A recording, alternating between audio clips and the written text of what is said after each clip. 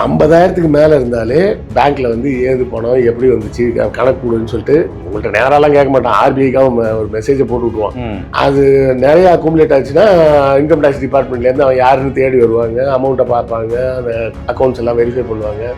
இந்த குறிப்பிட்ட அக்கௌண்ட்டில் வந்து இன்கம் டேக்ஸ் வந்திருக்கான்னு பார்ப்பாங்க. ப்ராடக்ட்லாம் யாருக்கும் அனுப்ப மாட்டாங்க. நீங்கள் ஆர்டர் கொடுத்ததோட சரி முடிஞ்சு போச்சு. உங்களுக்கு கேட்காமலே யாராச்சும் உங்கள் அக்கௌண்ட்டில் பணம் போட்டாங்க அப்படின்னு சொன்னால் மொதல் வேலையாக பேங்க்கில் போய் இது யாருன்னு பார்த்து சொல்லுங்க அப்படின்னு கேளுங்க. இல்லைங்க கண்டுபிடிக்க முடியல அப்படின்னு சொன்னால் அப்போ இந்த பணத்தை பிளாக் பண்ணிவிடுங்க, என் அக்கௌண்ட்டில் வைக்காதீங்க, எனக்கே தெரியல இது யாருன்னு. யாராச்சும் என்னை காண்டாக்ட் பண்ணி எனக்கு ஜென்யூனாக அனுப்பணுன்றதுக்காக தான் வேறு சேனல் மூலமாக அனுப்பிச்சிருக்கிறாங்க அப்படின்னு சொன்னால் நான் வந்து உங்கள்கிட்ட சொல்லி நான் கிளியர் பண்ணிக்கிறேன். ரீசெண்டாக இந்த வடமாநில இளைஞர்கள் ஃபேக் ஜிபே வச்சுருந்தாங்க. கடைங்களுக்கு போய்ட்டு பர்ச்சேஸ் பண்ணிவிட்டு ஸ்கேன் பண்ணிவிட்டு பே பண்ணுவாங்க, அது போகும். ஆனால் அக்கௌண்ட்டில் எல்லாம் அக்கௌண்ட்லலாம் போகாது, டிங்குன்னு சவுண்டு மட்டும் வரும், அவ்வளோதான். 205 பேர் சென்னையில் மட்டும் மாட்டியிருக்காங்க. இந்த 205 பேரும் அப்பாவிக்கல, அதாவது பணம் அக்கௌண்ட் யூஸ் பண்ணி கொடுத்துங்களா? அக்கௌண்ட்டை நீங்கள் எப்படிங்க யூஸ் பண்ண கொடுக்கலாம்?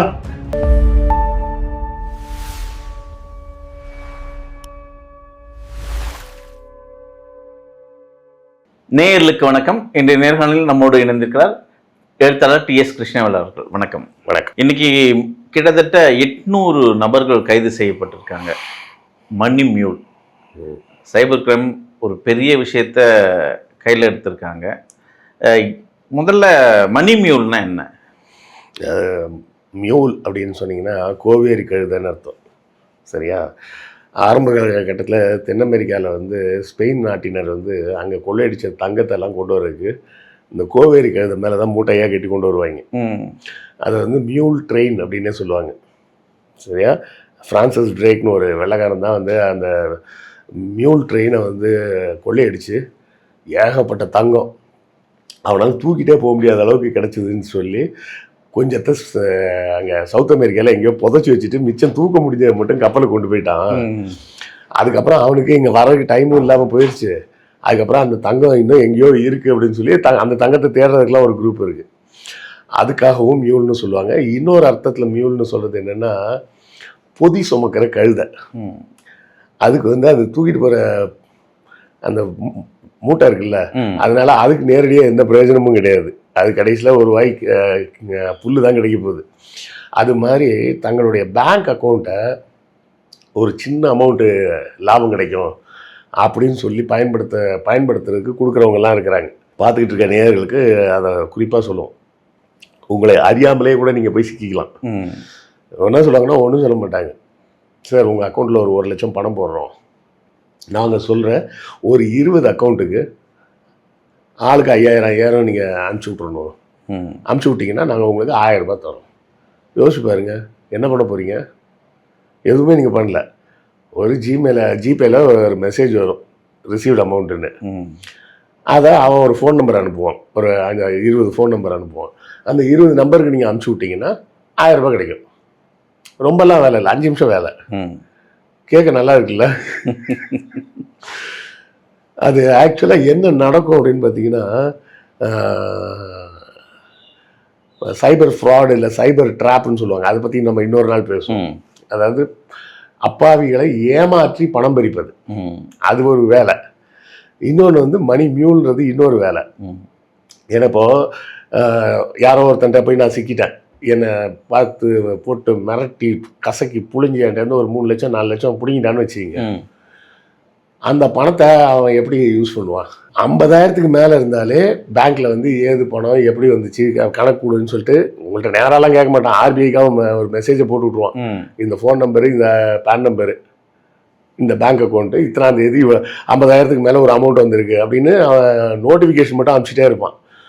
அது நிறையா அக்குமுலேட் ஆச்சுன்னா இன்கம் டேக்ஸ் டிபார்ட்மெண்ட்லேருந்து அவன் யாருன்னு தேடி வருவாங்க, அமௌண்ட்டை பார்ப்பாங்க, அந்த அக்கௌண்ட்ஸ் எல்லாம் வெரிஃபை பண்ணுவாங்க.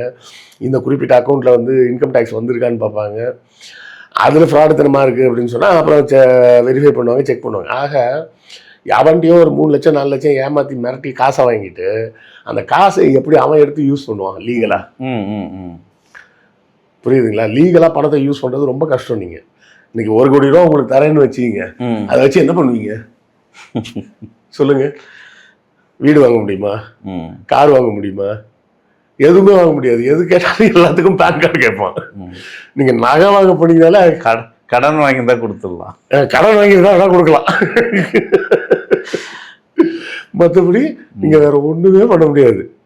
அவ்வளோ லீகல் ப்ராசஸ் இருக்கு. அப்போ இப்படி ஏமாற்றி வாங்குற பணத்தை என்ன பண்ணுவாங்க? அவன் வந்து அதை லீகலாக வச்சு யூஸ் பண்ண முடிஞ்சாதான் அந்த பணம் வந்து அவனுக்கு பிரயோஜனம். இந்த மாதிரி விஷயத்துலலாம் பார்த்தீங்கன்னா என்ன பண்ணுவாங்கன்னா 25% வரை கூட செலவு பண்ண தயாராக இருப்பாங்க. ஓகே. இப்போ 1 கோடி ரூபா இருக்குன்னு வச்சிங்களேன், அந்த 1 கோடி ரூபாயை லீகலாக மாற்றுறதுக்கு ஒரு 25 லட்சம் செலவாகுனாலும் பரவாயில்லன்றான். பரவாயில்லன்னு சொல்லிட்டு அதுக்கு கொடுத்துருவாங்க. ஏன்னா அவனுக்கு 75 லட்சம் வந்து அக்கௌண்டட் மணியாக வந்துடும் அப்படின்றதுக்காக அதுக்கு ரெடியாக இருப்பாங்க. இதுக்கு பல வேலைகள் செய்வாங்க. அமெரிக்காவில் வந்து நீங்கள்லாம் பார்த்துருக்கீங்களா? அந்த சீரீஸ் பார்த்தீங்களான்னு தெரில. நிறைய பேர் பார்த்துருப்பாங்க. பிரேக்கிங் பேடுன்னு ஒரு சீரீஸு. அமெரிக்காவில் எவன் வந்து கார் வாஷ் கம்பெனி வச்சுருந்தாலும் அது வந்து கண்டிப்பாக வந்து மணி லாண்ட்ரிங் கம்பெனியாக தான் இருக்கும் அப்படின்னு சொல்லுவாங்க. அந்த படத்துலேயே அதை தான் காமிச்சிருப்பாங்க. என்னென்னா டெய்லி உட்காந்து பில்லு போடுறது, ஜிஎஸ்டி பில்லோட போட்டு இன்றைக்கி முதல்ல ஒரு கார் வந்தது, அதை க்ளீன் பண்ணோம், அதுக்கு இது பண்ணோம், அது பண்ணோம், இது பண்ணோம், 10,000 ரூபா பில்லு அப்படின்னு பில்லை போட்டு கிழிச்சு தூர போட்டுறாங்க. அங்கே காரும் வந்திருக்காது, ஒன்றும் வந்திருக்காது. ஓகே. சர்வீஸ் நாங்கள் ஒரு சர்வீஸ் கொடுத்தோம், அதுக்கு இவ்வளோ சார்ஜ் பண்ணோம் அப்படி அவங்க வந்து கேஷாக பே பண்ணாங்க. கேஷாக பே பண்ணாங்கன்னு டெய்லி கொண்டு போய் 1 லட்சத்தை கொண்டு போய் பேங்க்கில் கட்டிடுவாங்க. ஆடிட்டர் வந்து எப்படி பணம் வந்ததுன்னா இந்த பில் புக் இருக்குது, அவங்க காருக்கு வச்சுருக்காங்க, அந்த இடத்துக்கு ஆள் வந்தது, ஏதோ ஒரு நம்பர் போட்டு எழுதி பில்லு போடணும், பில்லு மட்டும் போட்டுக்கிட்டே இருப்பாங்க. இது ஒரு வகையான ப்ராசஸ். இப்போ அதிலெல்லாம் கொஞ்சம் அட்வான்ஸ் ஆகிட்டாங்க. அட்வான்ஸ் ஆகி அடுத்த லெவலுக்கு போயிட்டாங்க. இப்போ இது எப்படி நடக்கும்னு புரிஞ்சுங்க. முதல்ல ஒரு ஆளை ஏமாற்றுவாங்க. ஏமாற்றி அவனை வந்து ஒரு அக்கௌண்ட் நம்பர் கொடுத்து அந்த அக்கௌண்ட்டில் பணத்தை போட சொல்லுவாங்க. இந்த அக்கௌண்ட் வந்து பெரும்பாலும் பார்த்தீங்கன்னா டெல்லியில் தான் ஆரம்பிப்பாங்க. டெல்லி சப்பர்பில் தான் ஆரம்பிப்பாங்க. டெல்லி வந்து பெரிய சிட்டி. அந்த சிட்டிக்குள்ளெல்லாம் நீங்கள் வந்து எந்த பிரான்ச் இருக்குதுன்னு நீங்கள் தேடி எடுக்கிறதுக்குள்ளே போதும்னு ஆயிரும். அதுலேயும் அவன் கொடுக்குற கேஒய்சிக்கும் அந்த ஏரியா எங்கே இருக்குன்றதுக்கும் சம்மந்தமே இருக்காது. அந்த கேஒய்சிலாம் அவன் ஃபிசிக்கலாக வெரிஃபை பண்ணுறதுக்கு முன்னாடி அந்த அக்கௌண்ட்டை க்ளோஸ் பண்ணுவாங்க. அக்கௌண்ட்டே எத்தனை நாள் வச்சுருப்பான்னா 3 நாள் 4 நாள் தான் வச்சுருப்பாங்க. இதுக்கு ஆளுங்க இருக்காங்க. சொன்னால் அவன் வந்து பேசி எந்த ஏரியாவில் வேணும்னு சொல்லுங்கள், அதெல்லாம் ஒரு பேங்க் அக்கௌண்ட் அவ்வளோதானே அப்படின்னு ஓப்பன் பண்ணி கொடுத்துருவாங்க.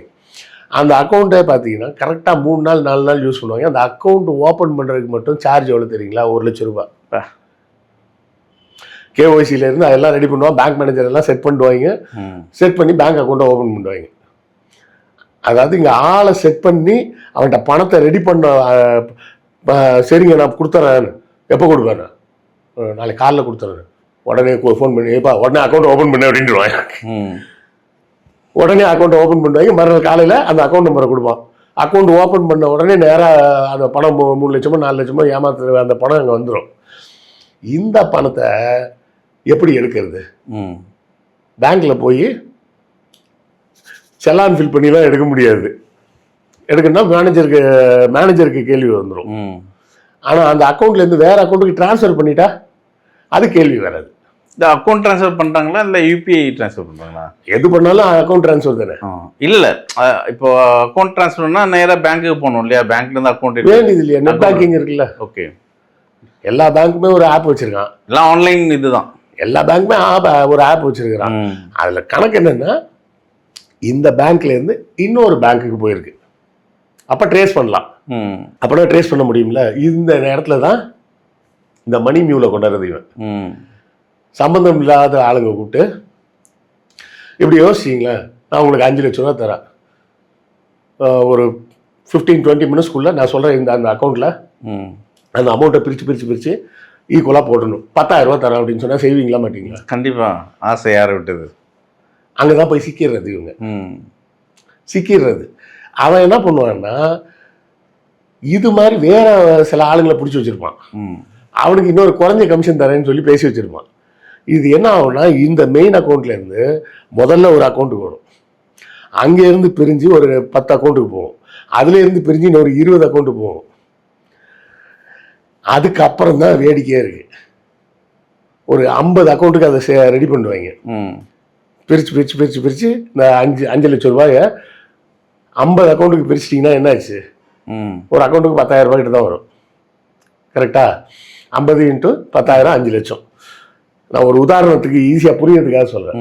அப்போ அந்த 50 அக்கௌண்ட்டுக்கு வந்து வரும்போது அவங்ககிட்ட என்ன தெரியுமா அக்ரிமெண்ட் போட்டிருப்பான்? ஒரு 2-3 வெப்சைட் சொல்லுவான். இந்த வெப்சைட்டில் ஏதாவது ஒரு வெப்சைட்டில் போயிட்டு அங்கே இருக்கிற ப்ராடக்டை ஆர்டர் பண்ணி 10,000 ரூபா கொடுத்து வாங்குங்க. நீங்கள் ஆர்டர் ப்ளேஸ் பண்ண உடனே இல்லைன்னா முதலே சொல்லுவோம், அதில் 12,000 ரூபா அனுப்புகிறேன், நீங்கள் 10,000 ரூபா கட்டி அந்த ப்ராடக்டை ஆர்டர் பண்ணிவிட்டு நீங்கள் மிச்சம் 2,000 ரூபாய் நீங்கள் வச்சுக்கிங்க. ஓகே. இப்போ சொல்கிறாங்க உங்களுக்கு, சரி சரி அவங்களுக்கு 12,000 ரூபா உங்கள் அக்கௌண்ட்டில் போடுறேன். நான் சொல்கிறேன் 3 வெப்சைட்டில் ஏதாவது ஒரு வெப்சைட்டில் போயிட்டு 10,000 ரூபாய்க்கு உங்களுக்கு பிடிச்ச ப்ராடக்ட் ஏதாவது ஒன்று ஒரு ப்ராடக்ட் வாங்கணும், ஆர்டர் பண்ணுங்க நான் கொடுத்த பணத்தில். இப்போ அந்த ப்ராடக்ட் வாங்கிட்டா அவனுக்கு தானே போகும், வாங்குறவனுக்கு போகும் இல்லையா? யாருக்கு? இப்போ அந்த 10,000 ரூபாய் கொடுத்து வாங்குறான் ப்ராடக்ட், அவனுக்கு தானே போவான். ஐ மீன் இப்போ நீங்கள் வாங்கினா உங்களுக்கு ப்ராடக்ட் வரும், ப்ராடக்ட்லாம் யாருக்கும் அனுப்ப மாட்டாங்க. நீங்கள் ஆர்டர் கொடுத்ததோட சரி முடிஞ்சு போச்சு. அதுவும் அவங்க தான் வச்சிருக்காங்க, அந்த அவன் தான் வச்சிருப்பான். இல்லை அதை ரெடி பண்ணுறதுக்கு சில ஆள் இருப்பாங்க, அவன் ரெடி பண்ணி இல்லை கடைசியாக வர்றது அவனோட நேரடி கண்ட்ரோலில் இருக்க கம்பெனிக்கு தான் வரும். அவன் அதுக்கு ஐடி எல்லாம் கட்டி ஆடிட்டர் வச்சு கணக்கு காமிச்சிட்டு போயிட்டே இருப்பான். அப்போ உங்களுக்கு பார்த்தீங்கன்னா இங்கே யாரோ ஒரு அப்பாவிக்கிட்ட இருந்து ஒரு 8 ஸ்டேஜில் பேங்க் அக்கௌண்ட் மாதிரி கடைசியாக வெப்சைட்டுக்கு வந்து சேரும்போது நீங்கள் யாரையுமே ட்ராக் பண்ண முடியாது. ஏன்னா அந்த வெப்சைட்டுக்கு ஆர்டர் எங்கேருந்துலாம் வந்திருக்கும்? பாம்பேலேருந்து ஒரு ஆர்டர் வந்திருக்கும், கல்கத்தாலேருந்து ஒரு ஆர்டர் வந்திருக்கும், பாட்னா பக்கத்துலேருந்து ஒரு ஆர்டர் வந்திருக்கும், எங்கேருந்துலாமோ திருநெல்வேலியிலேருந்து ஒரு ஆர்டர் வந்திருக்கும். அந்த 5 லட்ச ரூபாய் கடைசியாக 10,000 ரூபாய் நிற்குது. 10,000 வரை குறைச்சி அதை ஒரு வெப்சைட்டில் அக்குமுலேட் பண்ணிடுவான். அக்குமுலேட் பண்ணுறான் எல்லாத்தையும். ஒருத்தன்ட்ட வந்து வாங்கி ஒரு அக்கௌண்ட்டுக்கு போவோம், அதுலேருந்து வேற ஒரு அக்கௌண்ட்டு போவோம், அங்கேருந்து பிரித்து அடுத்தடுத்த ஸ்டேஜுக்கு போய் கடைசியாக ஒரு வெப்சைட்டில் போய் லிங்க் ஆகிடும். இப்போ இந்த 3 லட்ச ரூபா கொடுத்த அக்கௌண்ட் இருக்குல்ல, அதை போய் தேடி பார்த்தா அங்கே ஆளே இருக்காது. சரி அங்கேருந்து வேற ஒரு அக்கௌண்ட்டுக்கு வந்துச்சே, சில நேரம் அதுவே அவனுக்கு வச்சிருக்க ஃபேக் அக்கௌண்ட்டாக இருக்கும். ஒரு கட்டத்துக்கு மேலே இந்த அக்கௌண்ட் யாருது ஃபேக்கு, இந்த அக்கௌண்ட் யாரு கேஒய்சி ஃபேக்கு. ஒரு 3 ஸ்டேஜ் 4 ஸ்டேஜ் பார்க்கும்போது எல்லாமே கேஒய்சி ஃபேக்காக இருந்ததுன்னு வச்சுக்க, போலீஸ் சைட் ஆகிடுவாங்க. அப்போ ஒரு ஸ்டேஜுக்கு மேலே என்ன ஆகும், போலீஸ் ட்ராக் பண்ண முடியலன்னு விட்டுருவாங்க. ஏன்னா அவனா டெல்லியிலேருந்து ஒரு 3 அக்கௌண்ட்டுக்கு போச்சு. அது எங்கே இருக்குன்னா மும்பையில் ஒன்று இருக்குது, கல்கத்தாவில் ஒன்று இருக்குது, பெங்களூரில் ஒன்று இருக்குன்னா இது ஒவ்வொரு ஸ்டேட்டு கூடவும் ஆர்கனைஸ் பண்ணி அந்த அக்கௌண்ட்டை ட்ரேஸ் பண்ணணும். டெல்லி போலீஸ் நேராக மும்பைக்கு வர முடியாது. அங்கே இருக்க மும்பை டிஜிபிக்கு முதல்ல எழுதி பர்மிஷன் வாங்கி ஜூரிஸ்டிக்ஷன் ப்ராப்ளம் அந்த ப்ராசஸ் பண்ணி டயர்டாகி விட்டுருவாங்க. இவன் கடைசியில் எங்கேயுமே ட்ராக் பண்ண முடியாத மாதிரி ஏதோ ஒரு இடத்துல ஒரு வெப்சைட் வச்சுக்கிட்டு அது பார்த்தீங்கன்னா ஜலந்தர்கிட்ட இருக்குது அப்படின்னு சொல்லிட்டு போட்டுக்கிடுவான். ஜலந்தர் பேரில் ஒரு கம்பெனி இருக்குது அப்படின்னு சொன்னாலே போலீஸ் வந்து கண்டுக்க மாட்டாங்க. ஏன்னா அது 100% ஃப்ராடாக தான் இருப்பான். தேடி போனால் அங்கே ஒரு அட்ரஸ், அந்த சொன்ன அட்ரஸ் இருக்காது, அட்ரஸில் ஆள் இருக்காது, ஆளே இருந்தாலும் அவன் யாருன்னே தெரியாதுன்ற மாதிரி ஒரு ஸ்வீட் கடை போட்டு உட்காந்துருப்பான். அங்கே பார்த்தீங்கன்னா எஸ்எஸ் இண்டஸ்ட்ரீஸ் அப்படின்னு ஒரு போர்டு இருக்கும் குட்டியா. ஏன்னா இந்த ரேசர் பே மாதிரி ஆளுங்கள்லாம் இருக்காங்கல்ல, அவனுக்கு முக்கியம் ஒரு வெரிஃபிகேஷன் வச்சுருக்காங்க. கம்பெனி வெரிஃபை பண்ணுறது எப்படின்னா உங்கள் கம்பெனியோட நேம் போர்டு முன்னாடி நின்று வீடியோ காலில் வாங்கம்மா ஒரு ஃபோட்டோ எடுங்க, ஃபிசிக்கலாக ஆஃபீஸ் இருக்குன்னு கன்ஃபார்ம் பண்ணிக்கிறாராம். ஜிஎஸ்டி நம்பர் வாங்கிட்டு என்ன பண்ணுவாங்க, என்ன பண்ண போகிறான், அவனுக்கு அதை பற்றி ஃபைல் பண்ணணும் எதுவுமே அக்கறை கிடையாது, அப்படியே தூக்கி போட்டு போயிடுவாங்க. இது பூராமே டெம்பரரி செட்டப்பு. அதாவது நான் வந்து சொல்கிற உதாரணம் வந்து 5 லட்ச ரூபாய்க்கு ஒருத்தன் இவ்வளோ வேலை பார்ப்பானா அப்படின்னு நீங்கள் யோசிக்கலாம். இது ஒரு பெரிய டீம் உட்காந்து ஒருத்தர் 2 பேர்கிட்ட இல்லை, 100கணக்கான பேர்கிட்ட இந்த மாதிரி 5 லட்ச ரூபா வாங்குவாங்க. நான் சொல்ற பாயிண்ட் புரியுதுங்களா? ஒரு 100 பேர்கிட்ட 5 லட்சம் வாங்கினா அது எவ்வளோ பெரிய அமௌண்ட்டு, கிட்டத்தட்ட 50 கோடி. ஒருத்தா இல்லையா இந்த இவ்வளோ வேலை செய்யறதுக்கு? அவனுக்கு கண்டிப்பாக வேலை செய்வாங்க. அப்போ தெரியாத நபர்களிடமிருந்து பண ஆஃபர் எதுவும் வந்தாலும் ஒத்துக்காதீங்க. உங்களுக்கு கேட்காமலே யாராச்சும் உங்கள் அக்கௌண்ட்டில் பணம் போட்டாங்க அப்படின்னு சொன்னால் மொதல் வேலையாக பேங்க்கில் போய் இது யாருன்னு பார்த்து சொல்லுங்கள் அப்படின்னு கேளுங்க. இல்லைங்க கண்டுபிடிக்க முடியல அப்படின்னு சொன்னால் அப்போ இந்த பணத்தை பிளாக் பண்ணிவிடுங்க, என் அக்கௌண்ட்டில் வைக்காதீங்க, எனக்கே தெரியல இது யாருன்னு.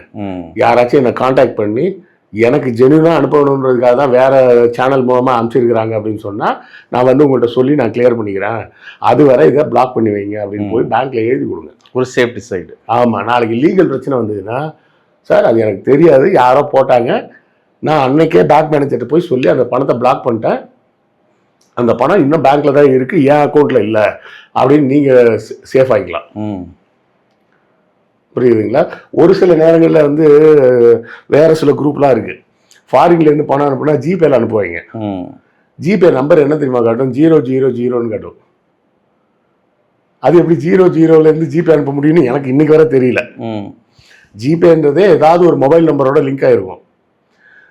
என் ஃப்ரெண்டு ஒருத்தர் காமிச்சார், அவர் தம்பிகிட்ட இருந்து பணம் கேட்டாராம். அவர் தம்பி உடனே 1 லட்சம் தானே, நான் இன்றைக்கே போட்டு விட்றேன் அப்படின்னு சொல்லிட்டு அங்கே போட்டானா, இங்கே பார்த்தா திடீர்னு இவருக்கு ஜிபேயில் பணம் வந்ததுன்னு ஒரு 99,000 சுவிட்ச் போட்டு காமிக்குது. அந்த எப்படி வந்தது அப்படின்னு அந்த டிரான்சாக்ஷன் டீட்டெயில் எடுத்து பார்த்தா 91 போட்டு 0000ன்னு இருக்கு, மொபைல் நம்பரே இல்லை. அவன் தம்பி ஃபோன் பண்ணி ஆனால் அனுப்பிச்சிட்டான், இந்த அமௌண்ட் வந்துருக்கணும், வந்துருச்சா அப்படின்னா வந்துருச்சு பாருங்க. அப்போ தம்பி அனுப்பிச்சான்னு தெரிஞ்சதுன்றதுனால பிரச்சனை இல்லை. அப்போ இது மாதிரி உங்கள் அக்கௌண்ட்டுக்கு எவனாவது பணத்தை போட்டு விட்டு உங்களை சிக்கலில் மாட்டி விட்டான்னு வச்சுக்கிங்க, நமக்கு தெரியாத நபர் நமக்கு எப்படி பணம் அனுப்புவோம் அப்படின்றத யோசிங்க. ஏதோ லக்கு அனுப்பிச்சிட்டான் எவனோ அப்படின்னு நடக்கு, பணத்தை போய் யாராவது தெரியாமல் அனுப்பிச்சிடுவானு, அவ்வளோ அனுப்பவே மாட்டாங்க. ஸோ அதாவது இதில் இன்னொரு சில ஃப்ராட்லாம் இருக்குது. சார் வேற ஒருத்தருக்கு போடுறதுக்கு பதிலாக மாற்றி உங்களுக்கு 30,000 போட்டேன், எனக்கு கொஞ்சம் திருப்பி அனுப்புங்கம்பாங்க. அப்படி உண்மையிலே இருந்தால் கூட கவனித்து செக் பண்ணி பார்த்துட்டு திருப்பி அனுப்புங்க. நீங்கள் பாட்டுக்கு உங்கள் அக்கௌண்ட்டில் இருக்க பணத்தை அவசரமாக திருப்பி அனுப்பிச்சி விட்றாதீங்க. இப்படி தான் இப்போ ரீசெண்டாக இந்த வடமாநில இளைஞர்கள் ஃபேக் ஜிபே வச்சுருந்தானுங்க. கடைங்களுக்கு போய்ட்டு பர்ச்சேஸ் பண்ணிவிட்டு ஸ்கேன் பண்ணிவிட்டு பே பண்ணுவாங்க, அது போகும். ஆனால் அக்கௌண்ட்டில் எல்லாம் அக்கௌண்ட்லலாம் போகாது, டிங்குன்னு சவுண்டு மட்டும் வரும், அவ்வளோதான்.